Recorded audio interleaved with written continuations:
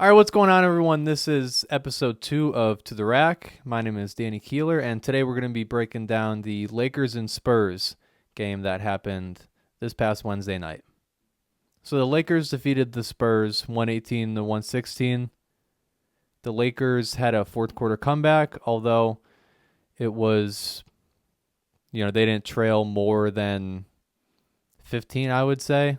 So if you're only losing by a margin of less than 15 points, is it really a comeback in today's NBA? But they still get credit for doing that.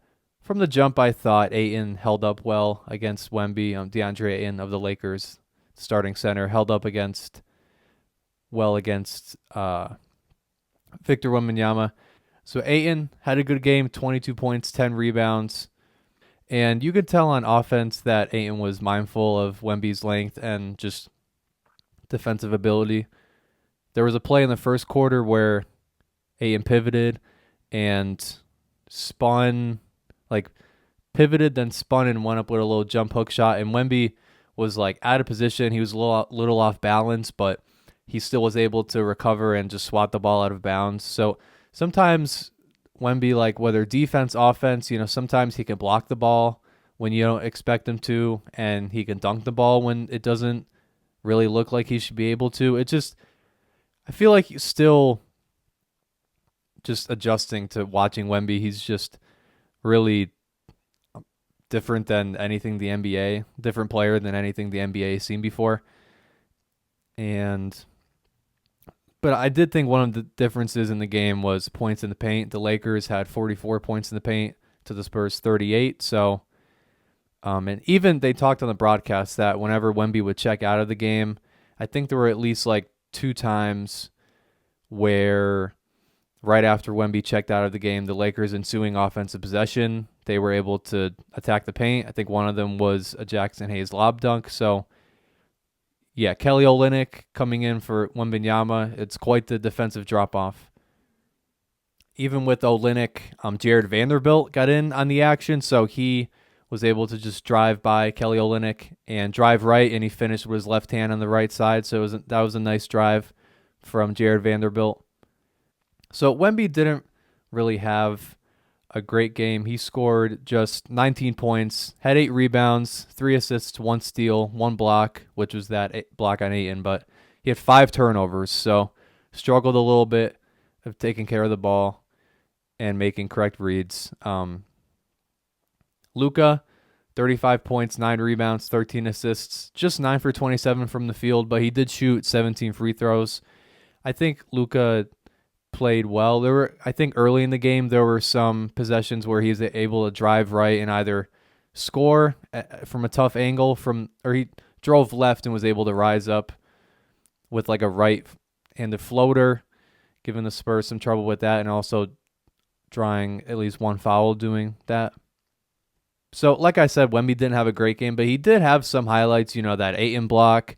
He had a play where he attacked a closeout and took it to the rack and dunked it. He had another play where he dribbled into Bronny, and Bronny fell down, and Wemby was able to score. So I thought for the Spurs, Stephon Castle played well. I do like his ability to get downhill and his defensive intensity. And, some of the Spurs role players shot well, particularly Harrison Barnes. He was 4 for 6 from 3. Julian Champagnie, I believe that's how you pronounce his name. He was 3 for 8 from 3. So, like I said, Luka shot 9 for 27 from the field. His final stat line was 35 points, 9 rebounds, 13 assists. And one of the assists he had where he drove into the paint and he was on the right side near the baseline, and he had a pass where it looked like he was going to throw it cross court, but he kind of just hooked it over the back of his head to an open shooter for a 3-pointer. So just passes like that put the defense in the bind, that you never really know where he's going to go with the basketball. He can pass from a bunch of different angles, and being 6'7", sure helps. So yeah, Luka also had 5 steals in this game. He had some good plays on defense. One of the plays was when Wemby had a turnover. I think Wemby got doubled on the left side of the floor. He went to pass it to the inside. Luka was in perfect position. Pass went right to Luka. So, yeah, Luka in good positions, anticipating passing lanes, things like that. So, 5 steals. I liked his activity on the defensive end. And, yeah, even late in the game, like I said, when the Lakers started to make a comeback in the fourth quarter, there was a time when they tied it up. The crowd was into the game, and Wemby made a mid-range shot and forced LA to call a timeout. So even though not the best game, Wemby's still able to make a good shot in that scenario.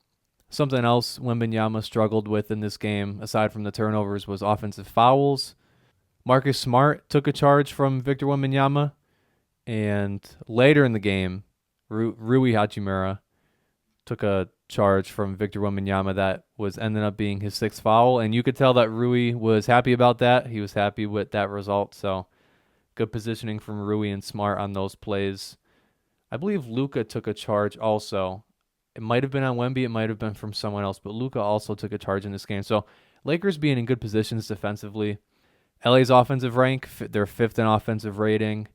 And remember, 5th in offensive rating, this is without LeBron James. LA's also dealt with multiple injuries. So, yeah, free throws in this game. A lot of free throws, 84 combined free throw attempts. The Spurs were 31 for 40 from the free throw line, and the Lakers were 34 for 44. So, a lot of the clock being stopped. I think George Sedano was interviewing a player after the game, and he mentioned that the game was 3 hours. And yeah, although the game went till around 1 a.m., I did get a little jolt of worry when Marcus Smart nearly costed them the game. I am a Lakers fan, so that kind of woke me up out of winding down, the game getting over. But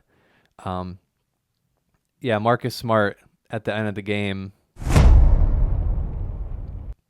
had the ball for the inbounds pass. All he had to do was inbound it. They were up by 2. You inbound the ball, and they have to foul you, and then you shoot free throws. As long as you make 2 free throws, the game is over.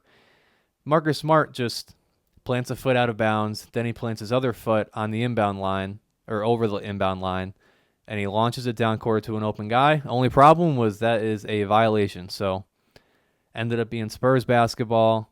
The Spurs threw an inbound pass to the rim. They missed the tip in at the rim, but they got fouled on that. So Champagnie went to the free throw line. They're down by 2. He ended up missing the first free throw. So then you have to miss the second because there are only about 2.2 seconds left. So he misses the second free throw. The Spurs nearly get another tip in off of the rebound, but they missed it, and LA squeaked out a win. That would have been a disastrous loss for the Lakers, and not a great look for Marcus Smart. But, fortunately for them, they worked out in the end. So, yeah, Spurs defensively, they're 2nd in the league in defensive rating. And they did also talk about on that broadcast, just like, and you can see like the notable drop off when Wemby's off the floor for the Spurs. So I think that's, something they'll have to work on, because you can't play Wemby all 48 minutes. So also in this game, Austin Reeves did not play. So good on the Lakers for being able to still pull out a win without Austin Reeves, without LeBron.